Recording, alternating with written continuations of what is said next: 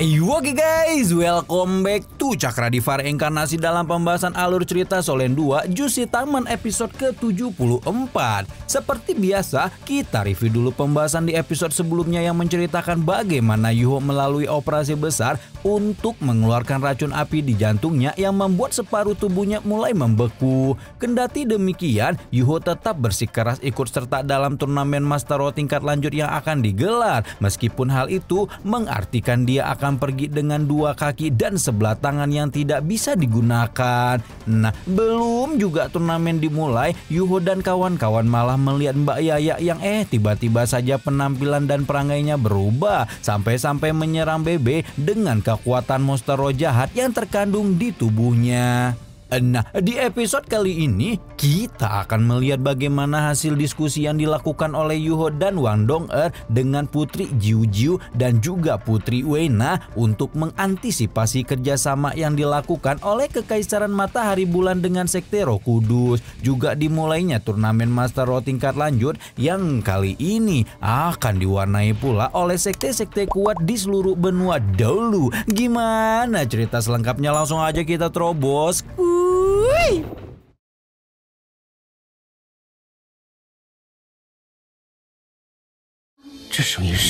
Seperti yang sudah kita lihat di episode sebelumnya, diskusi antara Yuho dengan Putri Jiu-Jiu diinterupsi oleh suara yang muncul dari arah luar dan suara ini terdengar cukup familiar untuk Yuho sebagai suara yang dimiliki oleh Wena. Itu loh gadis yang dulu sempat kerja sama bareng Yuho di hutan pertarungan bintang buat nyari cincin roh.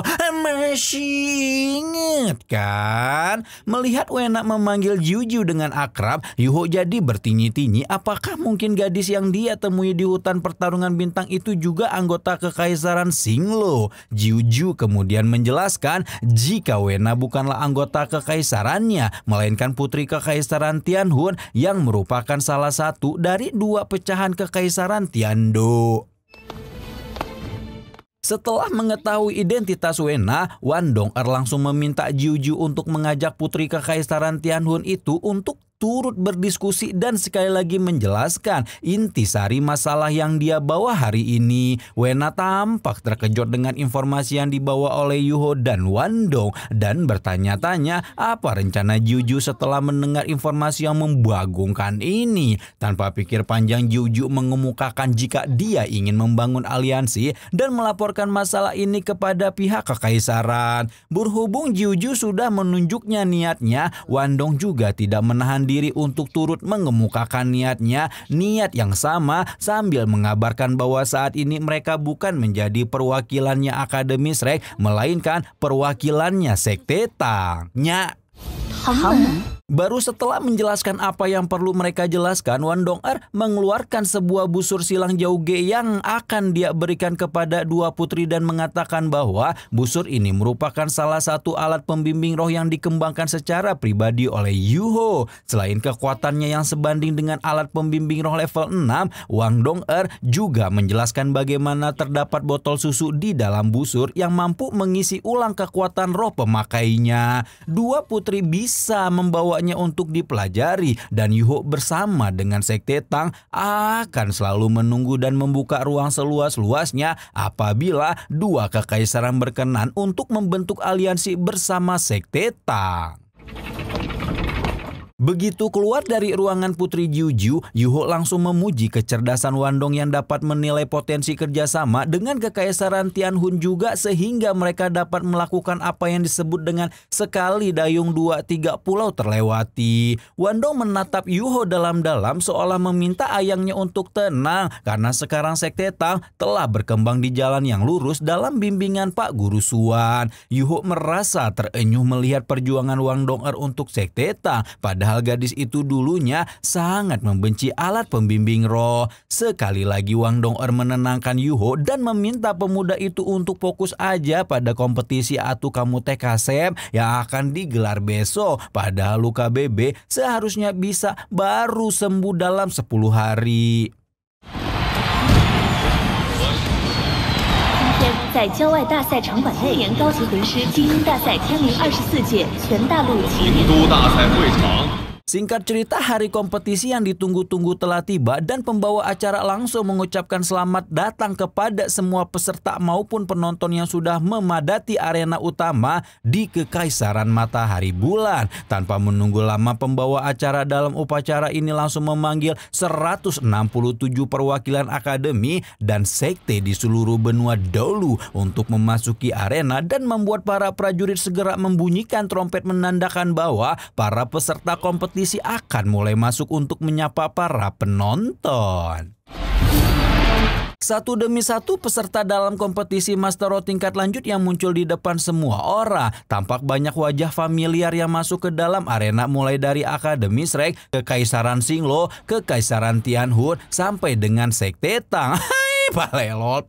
Sesaat sebelum kompetisi dimulai, Sekte Tang mendapat kabar gembira setelah menerima pesanan 10 busur silang Jouge dari Kekaisaran Tianhu dan Singlo berkat promosi yang dilakukan oleh Wandong sebelumnya. Namun sebagaimana yang diduga oleh Wandong juga, BB masih belum bisa mengikuti kompetisi dan selama pimpinan 7 monster Shrek itu memulihkan luka, komando tertinggi akan dipegang oleh Yuho.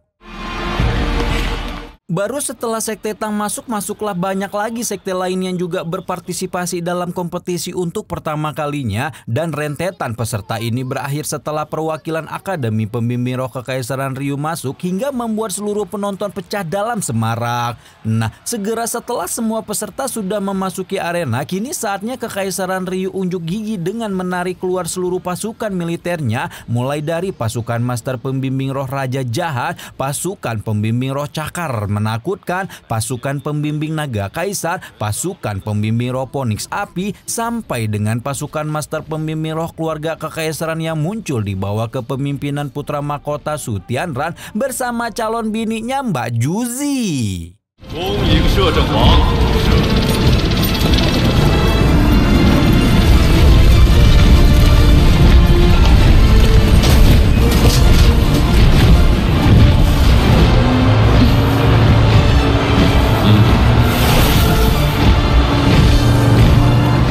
Ketika rombongan Su Tianran masuk, gegap gembit tak langkah para prajurit terdengar semakin lantang, sementara Haiseto yang sebenarnya merupakan calon putra mahkota yang sebelumnya hanya bisa menatap penuh arti kepada Su Tianran memahami bahwa pangeran yang telah kehilangan kakinya itulah calon kaisar matahari bulan yang baru. Nah, sementara semua orang fokus kepada Su Tianran, tatapan Yuho malah terpaku pada sosok bertopeng hitam di sisi sang putra mahkota, di mana sosok itu tidak lain dan tidak bukan adalah Tetua Agung Sekte Roh Kudus sekaligus juga Dolu Naga Kegelapan Long Xiaoyao.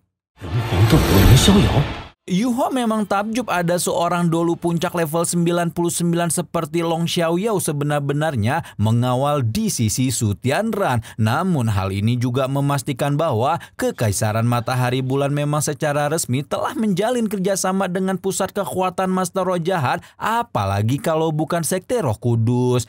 Nah, setelah rombongan Su Tianran menepati posisi masing-masing, Juzi mengambil alih komando dan mewakili calon lakinya memberikan kata sambutan sebelum akhirnya secara resmi mengumumkan bahwa kompetisi Master Roh tingkat lanjut telah dimulai. Tepat setelah Juzi mengumumkan bahwa kompetisi telah dimulai, para prajurit menembakkan meriam jiwa mereka dan membuat lambang kebesaran Kekaisaran Matahari Bulan muncul di atas bangunan utama. Pemandangan yang luar biasa megah dan mempesona terpampang di depan mata semua orang, bebarengan dengan alunan lagu kebangsaan yang menggema ke seluruh arena. Upacara pembukaan kompetisi yang luar biasa canggih dan megah itu mau tidak mau membuat para peserta pun turut merasa kagum dan membuat Su Tianran menunjukkan senyum penuh kebanggaan dari singgasananya. Setelah pembukaan yang super megah berakhir, Su Tianran pun mempersilahkan semua orang untuk duduk di tempatnya masing-masing, termasuk juga Jing Hongchen dan para petinggi kekaisaran yang berada di sekitar sang putra mahkota. Selesai upacara pembukaan, wasit pertandingannya seperti biasa kita sebut aja dia si Bambang ya, masuk ke dalam arena dan mengumumkan bahwa dia akan segera memulai pertandingan babak pertama. Bambang mengumumkan bahwa babak pertama kompetisi Master Roh tingkat lanjut yaitu babak eliminasi atau penyisihan akan dilakukan dengan sistem KO, di mana dua peserta yang akan membuka babak pertama adalah Kekaisaran Ryu dan Sekte Pembunuh Naga. Begitu Akademi Pembimbing Roh Kekaisaran Ryu memasuki arena, penonton sekali lagi menggila dalam sorakan menunjukkan betapa besar dukungan yang mereka berikan kepada perwakilan kekaisaran tersebut. Sebenarnya peserta pertama yang bertanding seharusnya adalah Akademi Shrek sebagai juara bertahan. Namun Kekaisaran Matahari Bulan secara terang-terangan menggantikan Akademi Shrek dengan Akademi Kekaisaran Ryu, di mana semua orang tahu kalau pengaturan ini dibuat untuk memberi kesempatan bagi para perwakilan Kekaisaran Matahari Bulan itu untuk flexing kekuatan. Mantan 7 Monster Shrek alias Seven Icon mulai menganalisa sistem babakan penyisihan yang akan segera digelar, di mana penyisihan babak pertama yang membutuhkan nilai 7 poin ini akan dimulai dengan pertandingan 1 lawan 1. Baru kemudian akan dilanjutkan dengan pertempuran tim yang memiliki nilai 5 poin. Hal ini mengatakan jika satu tim bisa mengalahkan 7 perwakilan lawan sekaligus, maka mereka tidak lagi perlu melanjutkan pertandingan tim. Pengaturan ini lagi-lagi membuat Yuho dan kawan-kawan bingung karena seharusnya Master Pembimbing Roh lebih diuntungkan dalam pertandingan tim. Tanpa mempedulikan desas-desus yang terdengar di sekitarnya, Bambang segera memanggil perwakilan pertama dari masing-masing tim, di mana Akademi Ryu akan diwakili oleh Meng Hongchen. Sementara Sekte Pembunuh Naga diwakili oleh seorang pemuda bernama Feng Shan. Feng Shan dan kawan-kawan sebenarnya juga sudah tahu kalau Akademi Kekaisaran Ryu sengaja memberikan Bei kepada Akademi Shrek biar bisa flexing, dan oleh karena itulah mereka tidak akan membiarkan kekaisaran sombong itu bertingkah semaunya. Sekte-sekte di benua dulu dikenal memiliki kemampuan kultivasi yang cukup tinggi, namun ternyata Feng Shan yang seorang raja roh sama sekali tidak berkutik dan digeprek dalam satu serangan beracun oleh Meng Hongchen. Setelah Feng Shan kalah, Bambang langsung memanggil perwakilan kedua dari Sekte Pembunuh Naga yang kita sebut aja dia Ujang. Ujang menunjukkan gestur penghormatan setelah memasuki arena sebelum menginjak lantai dengan keras ketika melesat dengan kekuatan penuh ke arah Meng Hongchen. Namun sayang tak jauh beda dibanding sebelumnya, Ujang pun tidak dapat menahan serangan-serangan barbar Meng Hongchen dan akhirnya dihancurkan hanya dalam beberapa pertukaran sehingga poin pertandingan dengan cepat berubah menjadi 2-0. Pertempuran terus berlanjut dan Meng Hongchen terus menghancurkan satu persatu lawannya hingga tanpa terasa cucu kepala Aula Mingde itu telah mengalahkan ke-7 lawannya dalam sekejap. Setelah Meng Hongchen menyapu arena seperti badai dengan poin 7-0, Bambang pun mengumumkan bahwa babak pertama telah selesai dan berhubung Akademi Kekaisaran Ryu telah mendapat 7 poin, maka mereka tidak perlu melanjutkan kompetisi menuju pertandingan tim.